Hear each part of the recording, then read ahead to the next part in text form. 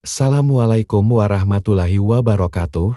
Semoga sobat semua selalu dalam rahmat dan nikmat Allah yang Maha Kuasa. Amin ya rabbal alamin.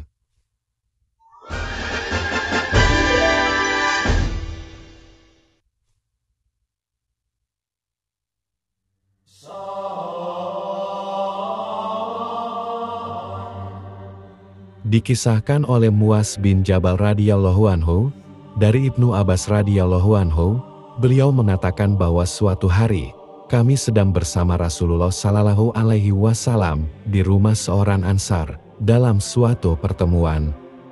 Tiba-tiba, seseorang memanggil dari luar, "Wahai penghuni rumah, izinkanlah aku masuk karena kalian memerlukanku." Rasulullah Shallallahu Alaihi Wasallam bertanya kepada sahabat-sahabatnya, "Apakah kalian mengetahui siapa yang berbicara itu?" Para sahabat menjawab, "Allah dan Rasul-Nya lebih mengetahui." Kemudian, Rasulullah Shallallahu Alaihi Wasallam berkata, "Itu adalah iblis yang terkutuk, semoga Allah terus melaknatnya." Sayyidina Umar bertanya, "Wahai Rasulullah, izinkan aku untuk membunuhnya." Namun, Rasulullah Shallallahu Alaihi Wasallam menasihati Umar bin Khattab, "Bersabarlah, wahai Umar. Tidakkah kamu tahu bahwa ajalnya telah ditunda hingga waktu yang telah ditetapkan, yaitu hari kiamat?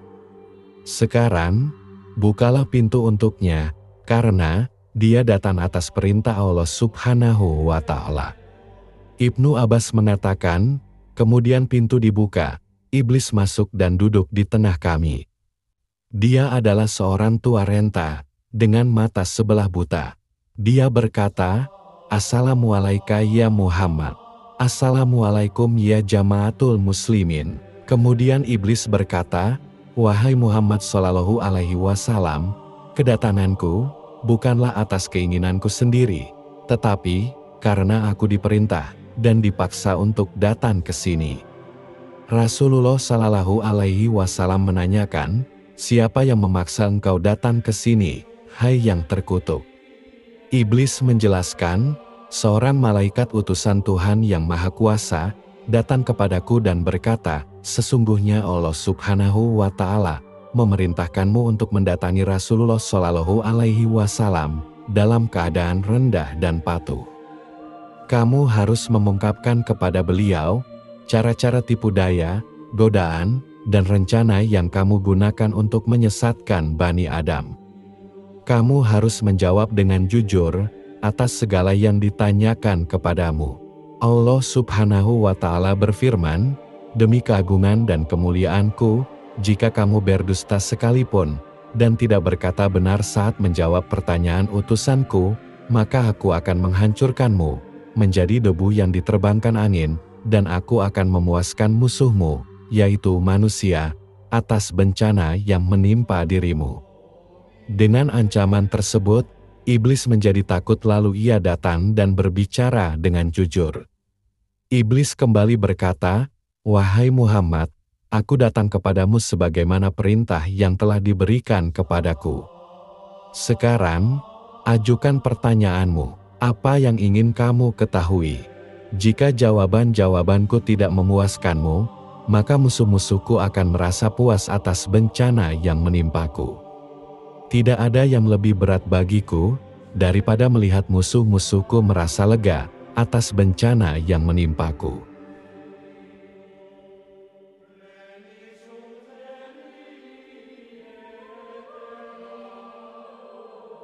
Lalu Rasulullah Shallallahu Alaihi Wasallam bertanya kepada iblis, "Baik, aku akan mulai bertanya kepadamu. Jika kamu benar-benar jujur, maka beritahukanlah kepadaku, siapakah yang paling kamu benci?" Iblis menjawab, "Engkau, wahai Muhammad. Engkau adalah makhluk Allah yang paling aku benci, selanjutnya orang-orang yang mengikuti agamamu. Yang aku maksud adalah orang-orang yang mengikuti agama Allah dan tidak menyimpan dari ajaran-ajarannya." Dengan rasa ingin tahu, Rasulullah Shallallahu Alaihi Wasallam bertanya lagi, "Siapa lagi yang kamu benci?" Iblis menjawab, Wahai Muhammad, ketahuilah bahwa jika seseorang mengeluh kepada makhluk lain selain Allah selama 3 hari, maka Allah tidak akan menganggapnya sebagai bagian dari orang-orang yang sabar. Dalam Al-Quran, Allah berulang kali menyebutkan tentang orang-orang yang sabar, dan lebih dari itu, Allah akan memberikan mereka kedudukan yang tinggi. Tidakkah kamu ingat Yusuf alaihi salam, yang dengan kesabarannya mendapatkan kemuliaan dari Allah, dan aku akan berusaha merusak kesabaran umatmu dengan tipu dayaku, agar mereka tidak mendapat keberuntungan. Rasulullah Shallallahu Alaihi Wasallam bertanya, lalu siapa lagi yang kamu benci? Iblis menjawab, orang yang pandai bersyukur. Kemudian Rasulullah bertanya, bagaimana kamu tahu bahwa dia bersyukur? Iblis menjelaskan, jika aku melihat seseorang menggunakan dan menempatkan sesuatu pada tempatnya yang halal, tidak serakah, dan puas dengan apa yang diberikan Allah, serta selalu memberi sedekah dari kelebihan hartanya, maka aku akan menggodanya, agar dia tidak bersyukur lagi.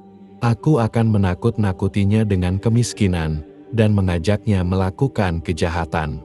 Rasulullah Shallallahu Alaihi Wasallam bertanya sekali lagi, siapa lagi yang kamu benci? Iblis menjawab, anak muda yang bertakwa, yang berserah diri kepada Allah Subhanahu wa Ta'ala. Rasulullah Shallallahu Alaihi Wasallam bertanya, lalu siapa lagi yang kamu benci?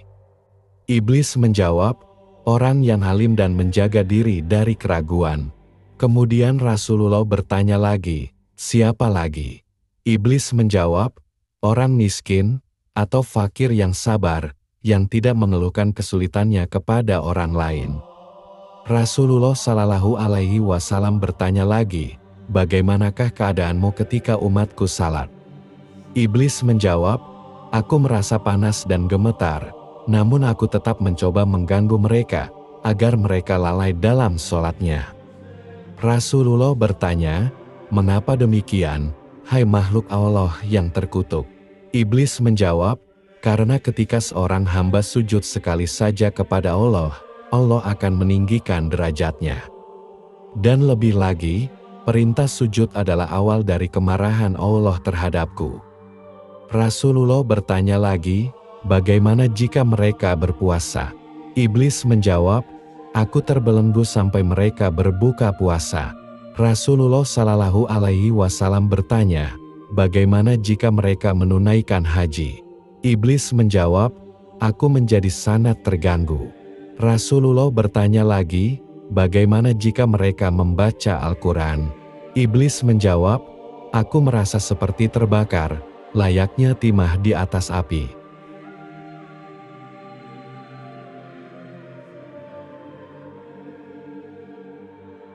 Ketika ditanya tentang zakat, Iblis menjawab, ada 4 manfaat dalam zakat. Pertama, Allah menurunkan berkah atas harta mereka. Kedua, mereka menjadi disukai oleh makhluk lainnya. Ketiga, zakat menjadi penghalang bagi mereka dari api neraka. Keempat, zakat akan menjauhkan mereka dari bencana. Rasulullah Shallallahu Alaihi Wasallam bertanya lagi, kapan kamu merasa mudah membujuk umatku? Iblis menjawab, ada 3 situasi di mana aku dapat dengan mudah membujuk mereka. Pertama, ketika mereka marah, karena mereka telah membangkitkan nafsu mereka sendiri. Kedua, ketika mereka bingung dalam menentukan pilihan, saat itulah aku dengan cepat menyusup ke dalam pikiran mereka. Ketiga, saat 2 orang laki-laki dan perempuan berduaan, tapi mereka bukan muhrim.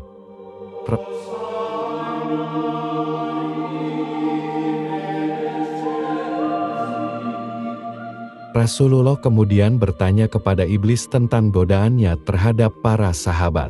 Apa pendapatmu tentang Abu Bakar? Iblis menjawab, wahai Muhammad, bahkan sebelum engkau menjadi nabi, dia tidak pernah menurutiku. Bagaimana mungkin sekarang, di zaman Islam, dia akan menurutiku? Aku sulit membujuknya, jadi aku meninggalkannya. Apa pendapatmu tentang Umar? Tanya Rasulullah Shallallahu Alaihi Wasallam. Iblis menjawab, demi Allah, aku takut bertemu dengan Umar, karena ketegasannya dalam mengikuti syariatmu. Apa pendapatmu tentang Utsman? Tanya Rasulullah. Iblis menjawab, aku malu terhadap orang yang bahkan para malaikat malu kepadanya. Apa pendapatmu tentang Ali? Tanya Rasulullah. Iblis menjawab, andai saja aku bisa terhindar darinya, dan tidak pernah bertemu dengannya.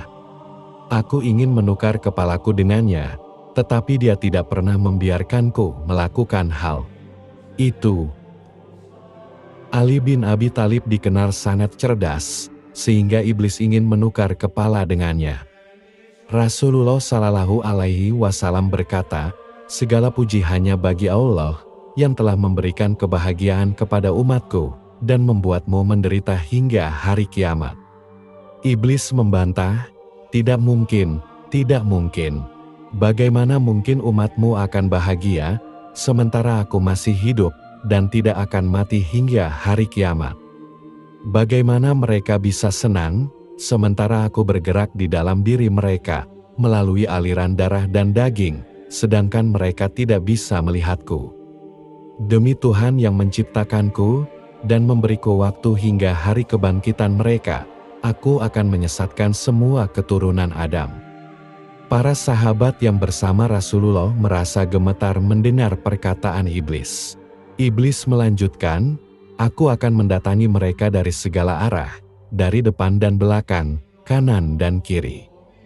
Tetapi, orang yang bersyukur tidak bisa aku datangi, dan tidak ada yang terkecuali, baik yang bodoh atau yang pandai, buta huruf atau tidak, kafir atau beriman, dan para hamba yang mukhlis, yaitu yang ikhlas menerima ketetapan Allah.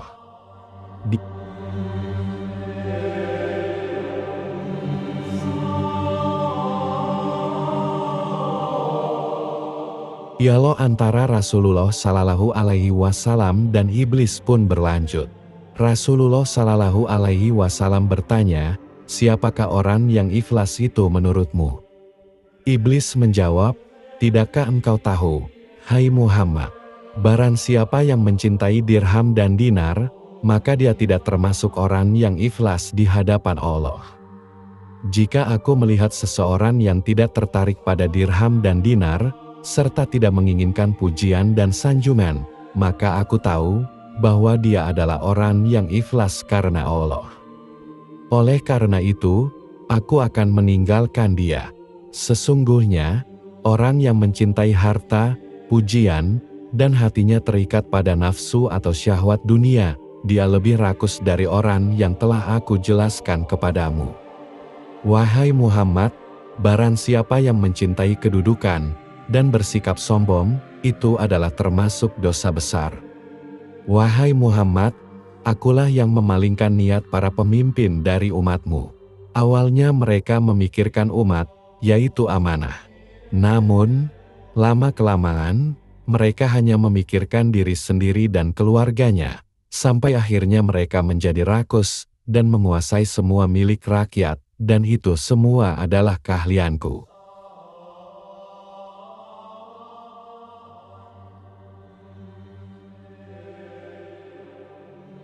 Saya memiliki seorang anak yang saya beri nama Atamah. Dia akan buang air kecil di telinga seorang hamba, ketika mereka tertidur dan melewatkan sholat Isya. Seandainya bukan karena dia, tentu mereka tidak akan tertidur sebelum melaksanakan sholat. Saya juga memiliki seorang anak yang saya beri nama Mutkadi. Jika ada seorang hamba yang melakukan ibadah ketaatan secara rahasia dan ingin menyembunyikannya, maka anak saya itu akan selalu menggagalkannya, dan memamerkannya di hadapan manusia. Sehingga semua orang akan mengetahuinya. Akhirnya, Allah akan membatalkan 99 dari 100 pahala mereka. Sehingga yang tersisa hanyalah 1 pahala, karena setiap ketaatan yang dilakukan secara rahasia, akan diberikan 100 pahala. Saya memiliki anak lain yang bernama Kuhyal.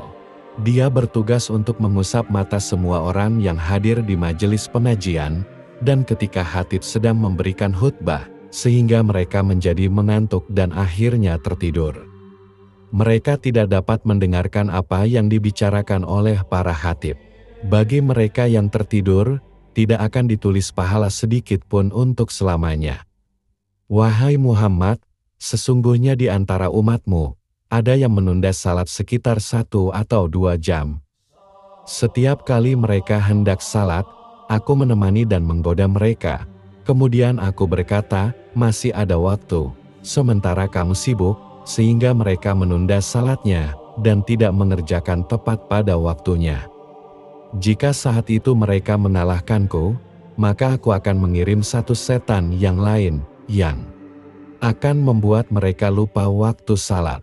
Jika mereka masih bertahan, maka aku akan meninggalkan mereka, sampai saat mereka mengerjakan salat. Aku berkata kepada mereka, lihatlah ke kiri dan ke kanan, lalu mereka menoleh. Pada saat itu, aku akan mengusap wajah mereka dengan tanganku dan mencium antara kedua mata mereka, sehingga sholat mereka menjadi rusak. Aku akan memerintahkan kesesatan kepada umat manusia selamanya. Bagaimana mungkin umatmu bahagia, sementara aku menyuruh orang miskin untuk meninggalkan salat? Aku berkata kepada mereka, salat tidak wajib atasmu. Salat hanya diwajibkan atas orang-orang yang mendapatkan nikmat dari Allah. Saya berkata kepada orang yang sakit, tinggalkanlah salat, karena itu tidak wajib bagimu. Salat hanya wajib bagi orang yang sehat. Tidakkah kamu mengetahui kisah seorang ahli ibadah, yang telah beribadah dengan ikhlas selama 70 tahun, sehingga dengan dakwahnya, orang yang sakit menjadi sehat. Namun, saya tidak pernah meninggalkannya, sampai dia melakukan zina, membunuh, berbohong, dan ingkar kepada Allah. Pada akhirnya, dia bertekuk lutut dan sujud kepadaku. Dialah yang disebut Allah dalam Al-Quran. Ketika umat manusia telah tersesat, lalu iblis berkata, sesungguhnya aku berlepas diri dari kamu, karena sesungguhnya aku takut kepada Allah, Tuhan semesta alam. Quran, Surat Al-Hashr, ayat 16.